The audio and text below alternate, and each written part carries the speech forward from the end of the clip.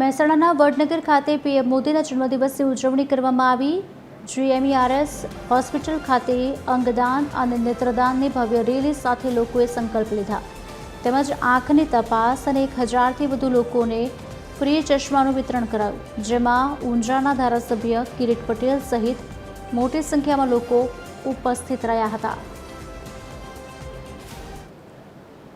પબ્લિકની વચ્ચે જનજાગૃતિ અભિયાન અંતર્ગત તે લોકોને અંગદાન મહાદાનનો એક સંકલ્પ એમને શપથ લેવડાવી અને એ લોકોને એમને જાગૃતિ કરાવી।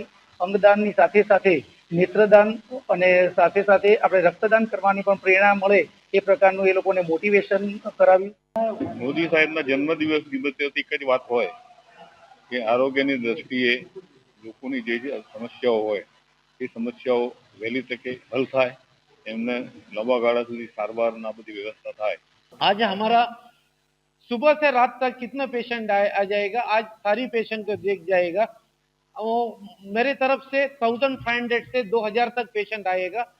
80% लोग के लिए आज ही चश्मा दे देंगे। कुछ लोग को चश्मा बनाने का है, उसका पावर हम आज लिख के दे के 1 महीने के बाद अक्टूबर 17 को यही कॉन्फ्रेंस हॉल में सुबह 10 बजे सारे लोग को चश्मा दे देंगे।